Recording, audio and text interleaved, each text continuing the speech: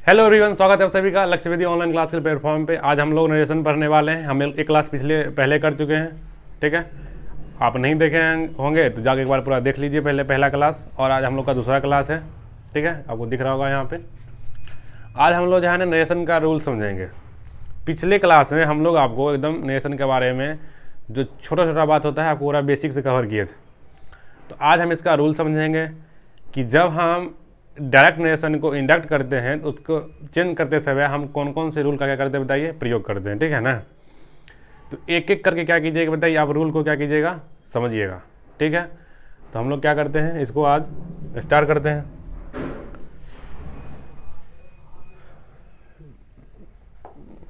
देखिए यहाँ पे पिछली बार हम आपको यहाँ तक बता दिए थे, ठीक है ना।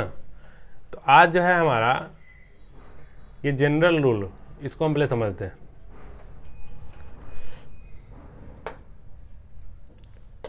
हाँ देखिए, कलर कह रहा है क्या कि अगर जो रिपोर्टेड स्पीच है उसका प्रोनाउन, ठीक है ना। यहाँ देखिए, यहाँ पे जो है आपका है ये रिपोर्टिंग भरम मान के चलिए, ये है रिपोर्टेड स्पीच का लाइन है, ठीक है ना। एक लिखा हुआ है SON, एक है आपका 1 2 3। देखिए S मतलब यहाँ पे सब्जेक्ट होता है, O मतलब यहाँ पे ऑब्जेक्ट होता है, N मतलब यहाँ पे होता है नो चेंज, 1 का मतलब यहाँ पे फर्स्ट पर्सन है, 2 का मतलब यहाँ पे सेकेंड पर्सन है, और 3 का मतलब यहाँ पे क्या बताइए, थर्ड पर्सन है, ठीक है ना।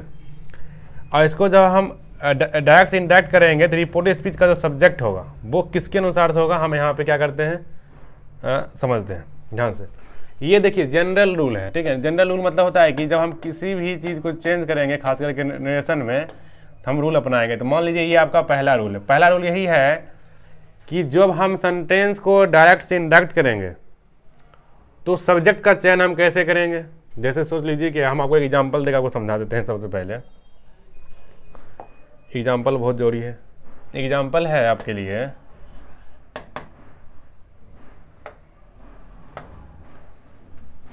कि he said to me, he said to me, I am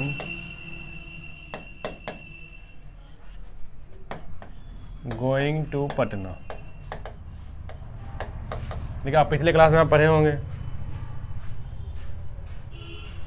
कि देखिए यहाँ पे ये ही हमारा ये यहाँ तक जो पूरा लाइन है, यहाँ तक ये पूरा लाइन ये रिपोर्टिंग स्पीच है। ये क्या होता है, रिपोर्टेड स्पीच है। और जब इसको हम बनाएंगे तो यहाँ क्या होगा, देखिए यहाँ होगा हमारा ही सेड या ही टोल्ड, देखिए आप टोल्ड लिख सकते हैं, ही टोल्ड मी डैट। अब डैट लगाने के बाद जो यहाँ पर जो हम सब्जेक्ट लिखेंगे, अब आई की जगह हम क्या लिखेंगे, ये हम कैसे डिसाइड करेंगे। पहला रूल हम इसी के बारे में बात कर रहे हैं, ठीक है ना, कि क्या यहाँ पे आई ही होगा, क्या यहाँ पे ही है तो ही होगा, या आई यहाँ पे चेंज होगा। चेंज होगा तो हम कैसे चेंज करेंगे, बस यही बात है। अब देखिए यहाँ पे कौन सा पर्सन है, देखिए यहाँ पे फर्स्ट पर्सन है, सेकेंड पर्सन है या थर्ड पर्सन है। पहले आपको पर्सन समझा। देखिए फर्स्ट पर्सन में हमारा होता है आई और वी, इसको हम स्पीकर भी कहते हैं। सेकेंड पर्सन में हमारा एक होता है, वो है हमारा यू, और एक होता है थर्ड पर्सन। जैसे आपका क्या हो गया, ही सी, किसी का नेम हो गया, ईट हो गया, दे हो गया, ये सब इसमें आ जाता है, ठीक है ना। तो अब देखिए इसको कैसे चेंज करेंगे, इसी के बारे में हम बात कर रहे थे। अब आपको हम यहाँ पे इसको यहीं बनाने देते हैं, आपको यहाँ पे ले चलते हैं। अब मान लीजिए क्या कि रिपोर्टेड स्पीच में फर्स्ट पर्सन है, जो फर्स्ट पर्सन है वो रिपोर्टिंग स्पीच के, देखिए यहाँ देखा, ये देखिए कहाँ चल गया,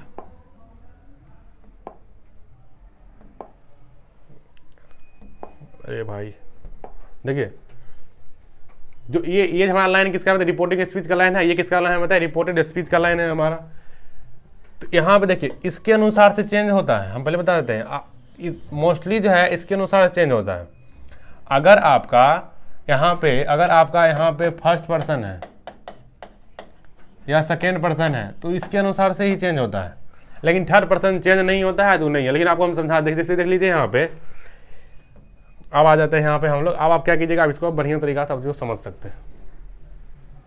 देख लीजिए कि अगर रिपोर्टेड स्पीच फर्स्ट पर्सन है तो वो रिपोर्टिंग स्पीच के सब्जेक्ट के अनुसार क्या होगा बताइए, चेंज होगा। अब देखिए यहाँ पे आपको रूल भी समझा दे रहे हैं। देखिए कि यदि रिपोर्टेड स्पीच का सब्जेक्ट फर्स्ट पर्सन का प्रोनाउन हो, जो कि देखिए यहाँ पे है, he says I am going to Patna. देखिए आई यहाँ पर है, आई आपका क्या है यहाँ पे, आई यहाँ पर आपका है फर्स्ट पर्सन का प्रोनाउन हो, तो वह रिपोर्टिंग स्पीच के सब्जेक्ट के अकॉर्डिंग क्या होगा, चेंज होगा। रिपोर्टिंग स्पीच कौन है बताइए, रिपोर्टिंग स्पीच हमारा ये है, ही सेज। इसका सब्जेक्ट कौन है बताइए, इसका सब्जेक्ट हमारा ही है। रिपोर्टिंग स्पीच सब्जेक्ट कौन है बताइए, हमारा ही है। अब जब इसको हम इंडायरेक्ट कर रहे थे तो क्या लिखे, he says that. I first person है तो चेंज हो गया सब्जेक्ट के अनुसार से, तो क्या हो जाएगा, ये आई किस में बदल गया बताइए, ही में बदल गया। बस आपको सिर्फ अभी यही समझना है कि आई किस में बदल गया बताइए, ही में बदल गया। क्यों बदल गया, क्योंकि नियम कहता है कि अगर फर्स्ट पर्सन में हो तो वो रिपोर्टिंग स्पीच के सब्जेक्ट के अनुसार क्या होगा, चेंज होगा। तो रिपोर्टिंग स्पीच का सब्जेक्ट यहाँ पे क्या है, ही है, और रिपोर्टिंग स्पीच का सब्जेक्ट क्या बताइए, आई है, तो आई किस में चेंज हो गया बताइए, ही में। क्लियर, याद हो गया, कोई समस्या नहीं। चलिए आगे आते, एक और देखिए यहाँ पर लिखा हुआ है, Lata said to me I have lost my pen. देखिए आई जो है यहाँ पे क्या बताइए, आई यहाँ पे फर्स्ट पर्सन है। हम जैसा कि फर्स्ट पर्सन में पढ़ लिए हैं, ये जो फर्स्ट पर्सन है वो किसके अनुसार चेंज हो रहा है, सब्जेक्ट के अनुसार, रिपोर्टिंग स्पीच के सब्जेक्ट के अनुसार। यहाँ पे लता सेड टू मी, ये रिपोर्टिंग स्पीच है, इसमें जो सब्जेक्ट है वो कौन है बताइए, वो लता है। लता एक लड़की है, तो आई क्या हो गया बताइए, सी हो गया। एकदम क्लियर है। चलिए अब आते हैं रूल नंबर 2 पे। कह रहा है कि अगर रिपोर्टेड स्पीच का जो सब्जेक्ट है वो होगा सेकेंड पर्सन, कौन सा पर्सन होगा बताइए, सेकेंड पर्सन, तो वो किसके अनुसार चेंज होगा बताइए, वो चेंज होगा हमारे ऑब्जेक्ट के अनुसार चेंज होगा। किसके अनुसार चेंज होगा बताइए, हमारे ऑब्जेक्ट के अनुसार चेंज होगा। अब देखिए यहाँ पे देखिए पढ़िए, यदि रिपोर्टेड स्पीच का सब्जेक्ट सेकेंड पर्सन का प्रोनाउन हो तो वह रिपोर्टिंग स्पीच के ऑब्जेक्ट के अकॉर्डिंग क्या होगा, चेंज होगा। अब देखिए यहाँ पे ही से, देखिए यहाँ पे छूट गया है, ऐसा लगा देते हैं थोड़ा सा, he says to me you will go to Delhi, कहीं जाइए। लेकिन यहाँ पे क्या है, यहाँ पे क्या दिया हुआ बताइए, यहाँ दिया हुआ है यू दिया हुआ है, क्या दिया हुआ बताइए, यू दिया हुआ है। कह रहा है कि ये चेंज होगा, वो रिपोर्टिंग स्पीच के ऑब्जेक्ट के अनुसार चेंज होगा। तो यहाँ पे जो ऑब्जेक्ट है कौन है बताइए, यहाँ पे जो ऑब्जेक्ट है वो मी है। इसका ऑब्जेक्ट कौन है बताइए, मी है। नहीं आपको पता है कि ऑब्जेक्ट कौन सा होता है, रिपोर्टिंग स्पीच क्या होता है, रिपोर्टिंग वर्ब क्या होता है, तो वो आपको कहाँ जाना है, वो आपको पहला वीडियो में जाना है। ठीक है, तो देखिए यू क्या बन गया, देखिए यू बन गया आई बन गया, क्योंकि ये ऑब्जेक्ट अनुसार चेंज हो रहा है। तो बहुत ही देखिए एकदम क्या है बताइए, आसान आसान एकदम भाषा में समझाया गया। फिर आगे आते हैं, जब आगे आएंगे तो फिर यहाँ पे देखिए यू वाला एग्जाम्पल आप समझ गए हैं। देखिए यू वाला एग्जाम्पल आप समझ गए हैं। एक और एग्जाम्पल यहाँ पे देख लेते हैं। कह रहा है कि she says to me you are writing a letter. फिर देखिए यहाँ पे यू है और यहाँ पे क्या बताइए, मी है ना। तो वो किसके अनुसार चेंज होगा बताइए, यू किस में बदल जाएगा बताइए, आई में बदल जाएगा। ठीक है, अब देखिए यहाँ पे कह रहा है क्या कि अगर मान लीजिए कि जो रिपोर्टेड स्पीच है उसमें यू है, लेकिन रिपोर्टिंग स्पीच में ऑब्जेक्ट है ही नहीं। जब ऑब्जेक्ट नहीं रहेगा तो यहाँ लिखा हुआ है तो सब्जेक्ट को या तो हम आई में चेंज करेंगे या तो हम ही में चेंज करेंगे। ठीक है ना, तो कब आई में करेंगे कब ही में करेंगे बोलिए। तो मोस्टली जो है ना वो ही में ही चेंज होता है। ठीक है, तो आपको क्या करना है, इसका याद रख लेना है। अब रूल नंबर आप जाते हैं हम कहाँ पे 3 में। कह रहा है क्या कि यदि रिपोर्टेड स्पीच का सब्जेक्ट थर्ड पर्सन का प्रोनाउन हो, किसका प्रोनाउन हो बताइए, थर्ड पर्सन का प्रोनाउन हो, तो इंडायरेक्ट करते समय इसमें कलर क्या कर देते हैं चेंज, ताकि आपको याद रहे। तो थोड़ा सा पहले आपको हम इस रूल पर लेकर चल जाते हैं। यहाँ क्या देखें, यहाँ पे कह रहा है कि थर्ड पर्सन जो होता है, थर्ड पर्सन क्या होता है बताइए, थर्ड पर्सन होता है नो चेंज। क्या होता है बताइए, थर्ड पर्सन में किसी प्रकार का चेंज नहीं होगा, किसी प्रकार का बदलाव नहीं होगा। फिर आगे आते हैं यहाँ पे आपको देखने से मिलेगा कि यदि रिपोर्टेड स्पीच का सब्जेक्ट थर्ड पर्सन का प्रोनाउन हो, किसका प्रोनाउन हो बताइए, थर्ड पर्सन का, तो इंडायरेक्ट करते समय रिपोर्टेड स्पीच के सब्जेक्ट में कोई बदलाव नहीं होगा, कोई चेंज नहीं होगा, याद रखेंगे हम इस बात को बस। अब देखिए यहाँ पे कह रहा है कि I say to them he has go to Patna. He क्या है बताइए, थर्ड पर्सन है, ही रह गया। दे थर्ड पर्सन, दे ही रह गया। राम होता तो राम ही होता, अगर किसी का नाम अंकुश होता तो अंकुश ही होता, किसी का नाम मान लीजिए कुछ भी है, एक्स है तो वो एक्स ही होता। समझ गए बात को।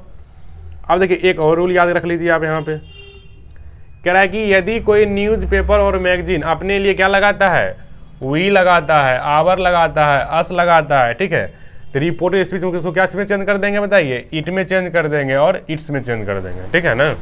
देखिए यहाँ पे लिखा हुआ है, ये देखिए यहाँ पे डायरेक्ट में लिखा हुआ है कि द इंडियन एक्सप्रेस से, इंडियन एक्सप्रेस कहता है we are trying our best to give our readers the latest news. कह रहा है कि हम पूरी कोशिश करते हैं अपने रीडर्स के लिए कि जो एकदम पूरा लेटेस्ट न्यूज़ दे, चलिए उस पर नहीं जाते। लेकिन देखें यहाँ पे ही अपने लिए वी का प्रयोग किया था, वी के लिए हम क्या लगा दिए हैं, देखें यहाँ पे इट लगा दिया।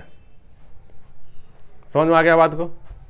चलिए अब अगला आते हैं, अगला आएंगे क्या कि तो जनरल रूल हम समझ गए। अब रूल नंबर 2 क्या होता है। पहला रूल में हम ये सीखे कि सब्जेक्ट को कैसे हम क्या करेंगे बताइए, चेंज करेंगे, ठीक है ना। तो हम ये समझ गए सब्जेक्ट में कैसे क्या समझ गए बताइए कि SON याद होगा आपको, ये है आपका 1 2 और क्या है बताइए 3। जो फर्स्ट पर्सन है वो किसके अनुसार चेंज हो रहा है बताइए, सब्जेक्ट के अनुसार। जो सेकेंड पर्सन है वो ऑब्जेक्ट के अनुसार। और थर्ड पर्सन कह रहा है कि हम नहीं चेंज होंगे, ये नो चेंज है, हम ना बदलबो। ये क्या बताइए, नो चेंज। ये आपको यहाँ पूरा देखिए, ये रूल आपको याद रखना, लेकिन बस ये रखना है कि ये जो 1 2 3 है, ये 1 2 3 किसका है, ये जो है आपका ये रिपोर्टेड स्पीच का है। ये किसका है बताइए, ये रिपोर्टिंग स्पीच का है। अगर किसी को नहीं पता है कि रिपोर्टिंग स्पीच और रिपोर्टेड क्या स्पीच के रिपोर्टेड स्पीच क्या होता है, तो वो जाके पीछे वाला वीडियो देखेंगे। चलिए अब समझेंगे हम रूल नंबर 2। रूल नंबर 2 में देखिए, जब हम डायरेक्ट से इनडायरेक्ट बनाते हैं, डायरेक्ट से क्या बनाते हैं बताइए, इनडायरेक्ट बनाते हैं, डायरेक्ट इनडायरेक्ट बनाते हैं, तो ये जो कॉमा आप देखते होंगे, ये कॉमा, ये वाला कॉमा दिखता है ना, इसको हम कहते हैं inverted comma, inverted comma, inverted comma, ठीक है ना। इन्वर्टेड कॉमा को हटा देते हैं, क्या करते हैं बताइए, हाँ हटा देते हैं। या कह सकते हैं कि इसको हम क्या करते हैं, तो इसको हम रिमूव कर देते हैं, हटा देते हैं, ठीक है ना। एग्जाम्पल में देख लीजिए आपको कि जब भी हम कोई सेंटेंस लिखेंगे, I said to him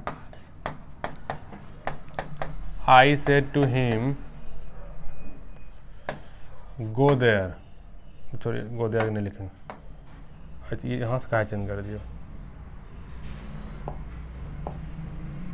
I said to him he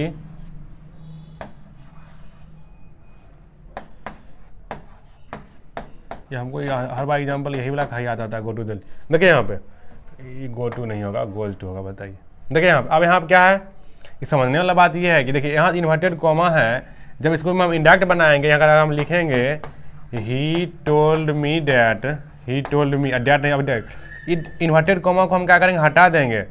inverted comma को जब हटाएंगे तो हटाने जब उसको जगह हम क्या करेंगे, आवश्यकता अनुसार जैसा सेंटेंस रहेगा, ठीक है ना।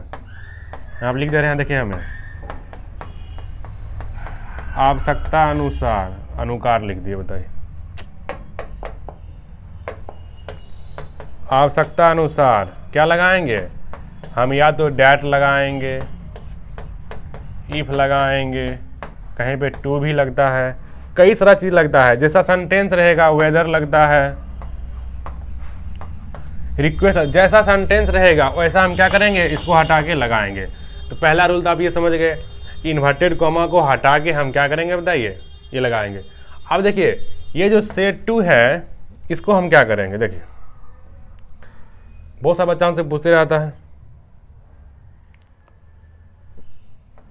कि सेट टू, देखिए सेट टू जो है यहाँ पे, ये भी क्या होता है बताइए, ये चेंज होते रहता है। सेट टू को आप टोल्ड कर दीजिए, या आपको सेट टू लिखना है तो पूरा सेट टू ही लिखो, कोई दिक्कत नहीं है। लेकिन जब इम्परेटिव सेंटेंस है तो कभी हम रिक्वेस्ट भी डालते हैं, एडवाइस भी डालते हैं, और भी कई तरह की चीज़ हम क्या करते हैं यहाँ पे डालते हैं, तो कोई दिक्कत नहीं है, ठीक है ना। लेकिन इन्वर्टेड कॉमा का हटा हम क्या लेते हैं बताइए, डैट, इफ हो गया, टू हो गया, वेदर हो गया, जैसा आवश्यकता पड़ता है वैसा हम क्या करते हैं बताइए यहाँ पे इस्तेमाल करते हैं। सेट टू को हटा के हम क्या करते हैं, नॉर्मली हम टोल्ड कर देते हैं, ठीक है ना। अब इसके बारे में भी क्या करेंगे, आपको हम देखिए एक पूरा सेंटेंस क्या करते हैं बता देते हैं इसके बारे में। तो रूल नंबर हम 2 समझ गए, रूल नंबर आते हैं 3 पे। हम एक एक बात को क्या कर देते हैं, क्लियर कर देते हैं। देखिए जो हमारा, एकदम ध्यान से समझ लेते हैं, रिपोर्टिंग स्पीच है, ठीक है ना। जैसे ध्यान समझिएगा, देखिए ही विल, पहले विले वाला का एग्जाम्पल ले लेते। He says to me, या I say, देखिए ये दोनों हो गया आपको, या he will say,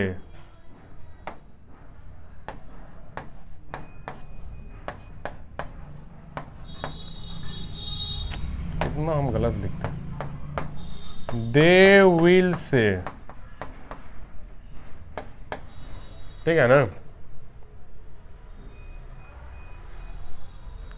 फिर यहां पर देख लीजिए,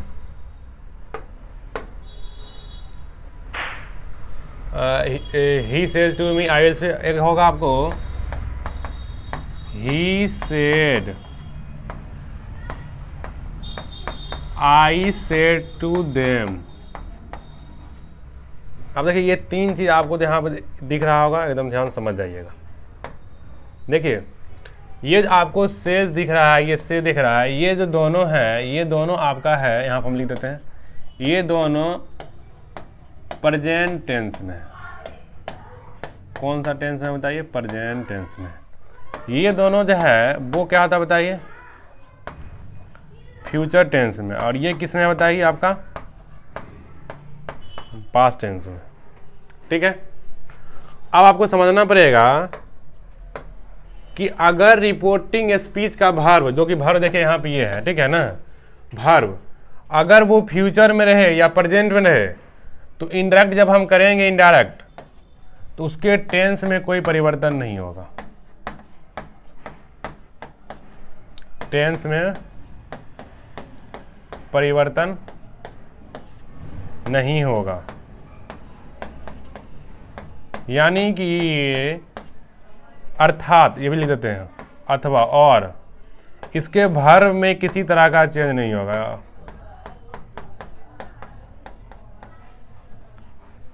वर्ब में चेंज नहीं होगा। क्लियर है, समझ गए बात को पूरा। लेकिन हाँ, सब्जेक्ट बदल देंगे हम, सब्जेक्ट क्या करेंगे बताइए, बदल देंगे। लेकिन एग्जाम्पल भी देंगे अभी आपको। लेकिन अगर सेड है, अगर पास्ट टेंस है, टोल्ड है, सेड है, तो वहाँ पे बताइए फिर क्या होगा बताइए, वहाँ पे आपका टेंस में भी चेंज होगा, या कह सकते हैं और वर्ब में भी क्या होगा बताइए, वर्ब में भी चेंज होगा, यहाँ पे चेंज होगा।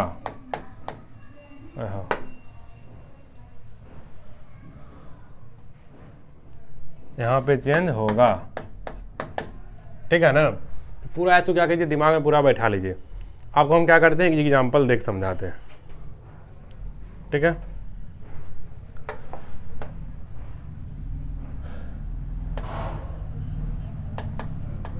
एग्जाम्पल है,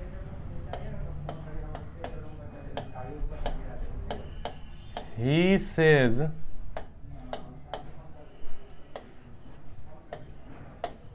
I am student.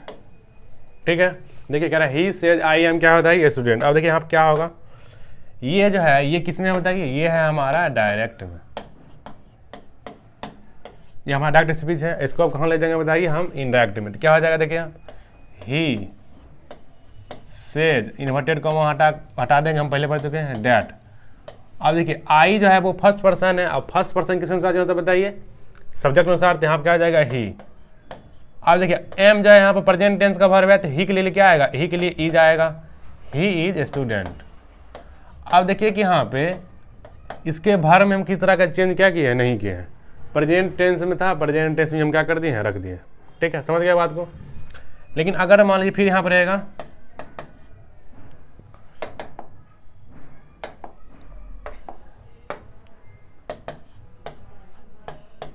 he will says,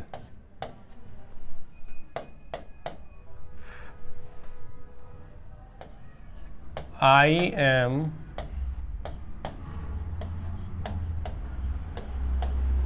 am a student।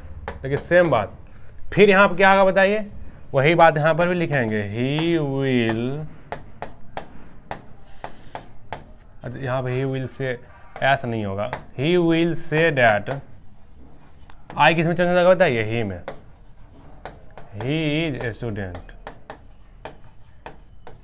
लेकिन देखिए कोई इन्वर्टेड कॉमा कहाँ लिख रहे हैं बताइए। लेकिन अब देखिए जैसे ये देखिए ये किस में है, ये आपका प्रेजेंट में है। जैसे टेंस में कोई तरह चेंज किए हैं, नहीं किए हैं। ठीक है, टेंस में कोई चेंज नहीं किए हैं। ये किस में है बताइए, आपका फ्यूचर में है। लेकिन जैसे अब आएगा पास्ट वाला, देखिए इसमें बोलेगा he said I am a student. अब देखिए यहाँ पे क्या होगा, ही टोल्ड डैट। अच्छा यहाँ पर जो से है ना, इसको हम टेल लिख सकते हैं, उसमें कोई दिक्कत नहीं है, टेल से लिख सकते हैं इसको, उसमें कोई दिक्कत नहीं है। ठीक है ना, ही टोल्ड डैट, आई किस में चल जाएगा, ही में, ये एम हो जाएगा was, he was a student. देखिए वर्ब चेंज हो गया ना। ठीक है, तो ये आपको हम छोटा सा डिफरेंस बता दिया। ठीक है, कि अगर प्रेजेंट में हो, फ्यूचर में होगा रिपोर्टिंग स्पीच का वर्ब, तो उसको हम उसके टेंस में किसी प्रकार का हम परिवर्तन करने वाले नहीं है। लेकिन अगर फ्यूचर में होगा तो फिर क्या करेंगे, तो उसमें हम परिवर्तन कर देंगे। तो कोई दिक्कत नहीं यहाँ पे, समझ में आ गया। अगला आते हैं, अगला रूल। अगला रूल हम ये समझेंगे कि इसमें टेंस का परिवर्तन हम लोग कैसे करते हैं। आपको हम पहले बता, देखिए प्रेजेंट टेंस में पास्ट में परिवर्तन हो जाता है। लेकिन क्या आपको पता है कि टेंस जो टोटल वो कितना होता है बताइए, आपका 12 होता है। इसमें कोई छिपने वाला बात नहीं है, सबको पता है कि प्रेजेंट टेंस का टोटल 3 पार्ट है, प्रेजेंट, पास्ट और फ्यूचर। प्रेजेंट टेंस में भी 4 होते हैं, पास्ट में भी 4 होते हैं, और फ्यूचर में भी कितना होता है, ये वो होते हैं आपके 4। अब इसमें नियम क्या है कि सबसे पहले आपको समझा दे। देखिए पहले आपको हम पूरा डिटेल समझा देते हैं, फिर आपको हम क्या करेंगे, रफ आइडिया दे देंगे। तो पहले देखिए यहाँ पे कि अगर मान लीजिए कि जो रिपोर्टेड स्पीच है, ठीक है ना, जो रिपोर्टेड स्पीच है, अगर मान लीजिए कि वो पास्ट टेंस में है, तो सबसे पहले हम समझ गए कि जो रिपोर्टिंग वर्ब पास्ट टेंस में है वो तो चेंज होना ही होना है। अब अगर रिपोर्टेड स्पीच में अगर मान लीजिए कि प्रेजेंट इंडेफिनिट टेंस है,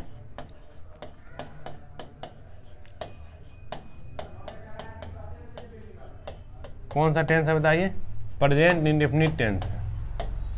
तो प्रेजेंट इंडेफिनिट टेंस किस में है बताइए, ये आपका है डायरेक्ट में। तो पता है इनडायरेक्ट में क्या हो जाएगा, इनडायरेक्ट में हमारा हो जाएगा पास्ट इंडेफिनिट।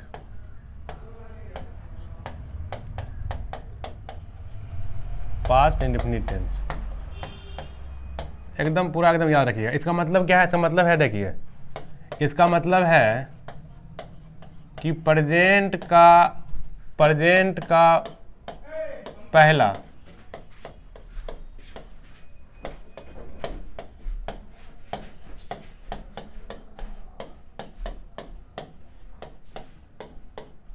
तो वो हो जाएगा पास्ट का पहला। ठीक है ना, दूसरा चलते हैं। अगर मान लीजिए कि ये हम बात करें डायरेक्ट का, अगर डायरेक्ट में पास्ट कॉन्टिन्यूअस है,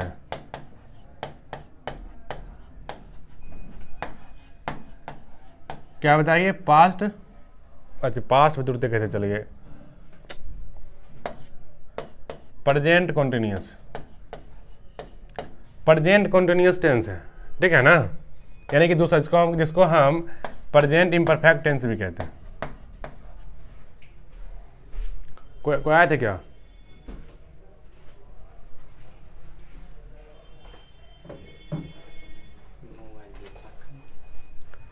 प्रेजेंट कॉन्टिन्यूअस टेंस क्या हो जाएगा बताइए? प्रेजेंट कॉन्टिन्यूअस टेंस है, या कह सकते हैं प्रेजेंट इम्परफेक्ट टेंस। ये दोनों एक ही बात है, दोनों क्या बताइए, एक ही बात।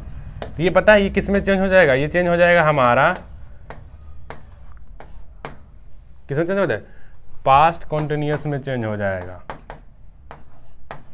ठीक है ना। किस में चेंज होगा बताइए? पास्ट कॉन्टिन्यूअस में चेंज हो जाएगा। इसका कहने का मतलब क्या है कि देखिए कि प्रेजेंट का दूसरा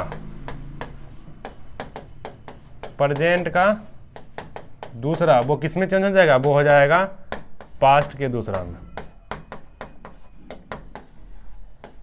पास्ट के दूसरा में। अब आप समझ गए होंगे कि उसी तरह से, अगर उसी तरह से आप समझ गए होंगे, अब आपको समझने की आवश्यकता नहीं है। उसी तरह से अगर प्रेजेंट का तीसरा होगा, प्रेजेंट का तीसरा, तो वो हो जाएगा हमारा पास्ट का तीसरा। क्लियर है? अगर प्रेजेंट का चौथा होगा, प्रेजेंट का चौथा होगा, फोर्थ, इसको लीजिए थर्ड, तो वो हो जाएगा पास्ट का फोर्थ। इसमें कुछ एकदम नहीं समझना है, समझ के बाद को कैसे टेंस यहाँ चेंज हो रहा है। Present indefinite, past indefinite, present imperfect tense, past imperfect tense, present perfect tense, past perfect tense, present perfect continuous tense, past perfect continuous tense. Clear हो गया?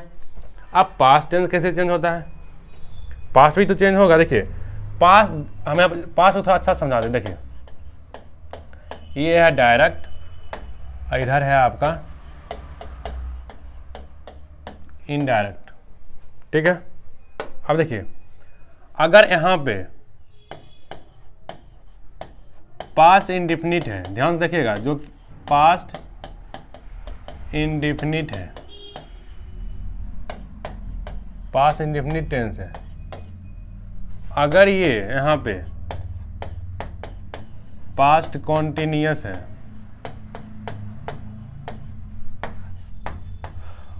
पास्ट कॉन्टिन्यूअस टेंस है, देखिए ध्यान से, अगर आपको आम भाषा में बताए तो ये जो है पास्ट का ये पहला टेंस है और ये पास्ट का दूसरा टेंस है। तो याद रखिएगा कि पास्ट इंडेफिनिट बदल जाता है हमारा पास्ट परफेक्ट में। पास्ट में बदलता है, पहले ये तो कन्फर्म है, पास्ट परफेक्ट, ये नहीं देखिए। और ये कौन सा टेंस है बताइए? ये हमारा है तीसरा, यानी पास्ट का पहला बदल जा रहा है पास्ट के ही तीसरा में, पास्ट का दूसरा बदल जा रहा है पास्ट के ही चौथा में। तो ये बदल जाएगा हमारा पास्ट परफेक्ट कॉन्टिन्यूअस,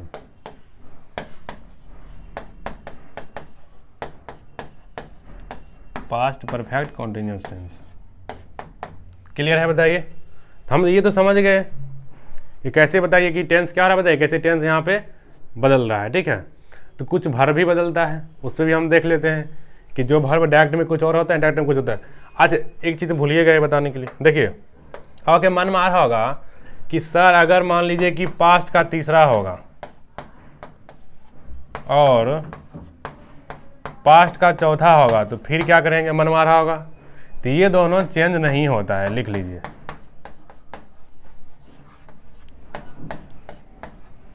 ठीक है, नो चेंज। क्या होता है बताइए? No change.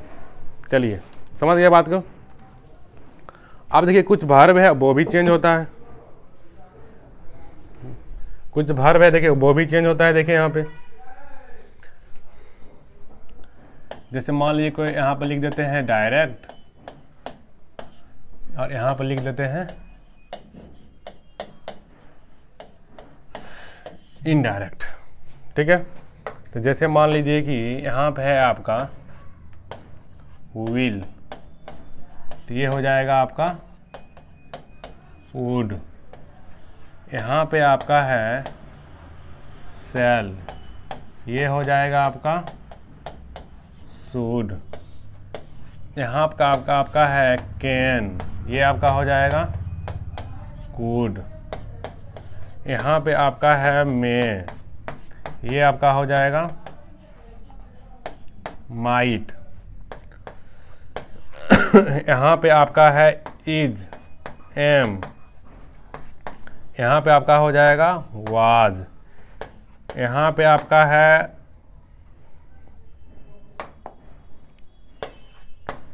आर, यहाँ पर आपका हो जाएगा वेयर। यहाँ का आपका है हैज़ या हैव, ये आपका यहाँ पर हो जाएगा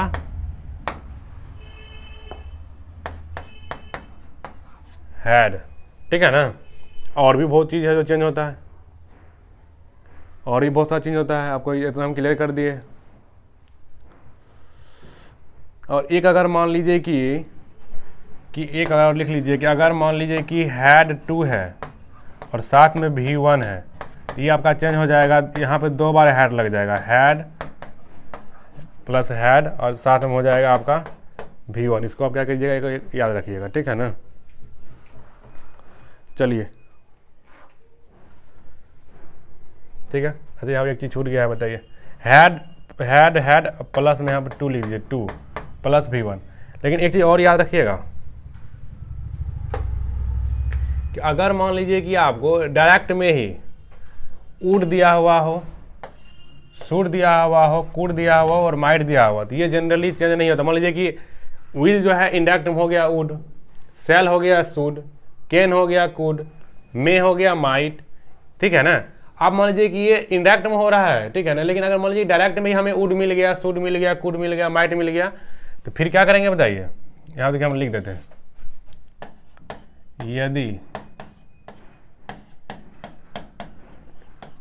यदि डायरेक्ट में, डायरेक्ट मतलब यानी डायरेक्ट स्पीच में या डायरेक्ट नेशन में, डायरेक्ट में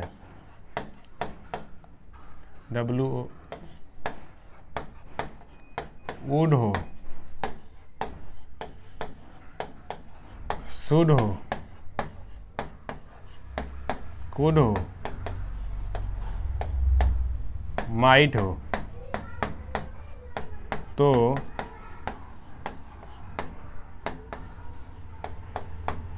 इनडायरेक्ट में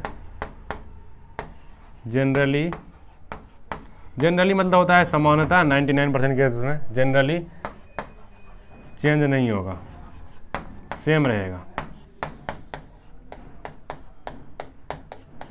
ठीक है, इसको आप पूरा यहाँ तक लिख लीजिए, समझ गए बात को। चलिए अब जो है अब अगली देखिए, ये आपका पूरा रूल आप समझ गए हैं। ठीक है ना, देखिए यहाँ बात हम लोग क्या किए हैं कि एक एक बात को हम लोग कितना अच्छा तरह समझे हैं। ठीक है ना, तो आपको क्या करना पड़ेगा, ये पूरा समझना पड़ेगा, पहला वीडियो, और इसको पूरा देखिएगा तो आपको नरेशन जो है ना, नरेशन आपको अलग लेवल से समझ में आएगा, कहीं पर आपको दिक्कत होने वाला नहीं है। इसका बाद क्या है बताइए, गारंटी है। ठीक है, और पहला क्लास जो बच्चा नहीं देखे हैं उसको हम पहला क्लास में बता के ये सारा बात हम समझाए हुए हैं। ठीक है, तो अब क्या करना है, याद करना है। ठीक है, चलिए तो अगले क्लास जब आएगा तो अगला क्लास में हम लोग डायरेक्टली क्या सीखेंगे बताइए, जितना रूल हम पढ़े हैं उसको क्या सीखेंगे, इम्प्लीमेंट करना सीखेंगे, डायरेक्ट उसको आप क्या सीखेंगे, बनाना सीखेंगे। ठीक है ना, लेकिन ये दोनों क्लास बहुत ही महत्वपूर्ण है। अब अगला क्लास जो है क्या करेंगे, हम सारे सेंटेंस पे एक एक क्लास लाएंगे। नरेशन आपको इस तरह से हम समझा देंगे कि आप कोई भी क्लास में पढ़ रहे हैं, किसी भी एग्जाम की आप तैयारी कर रहे हैं बोर्ड के, तो आपको क्या आएगा, कहीं आपको दिक्कत होने वाला नहीं है। यद्यपि ये बोर्ड के लिए नहीं, अगर कोई बच्चा कॉम्पिटिटिव एग्जाम भी दे रहे हैं तो उनके लिए क्या है बताइए, बहुत ही इंपॉर्टेंट है। तो चलिए हम लोग इसी तरह से मिलते रहेंगे अगले क्लास में। आज के क्लास के लिए आपका बहुत बहुत धन्यवाद।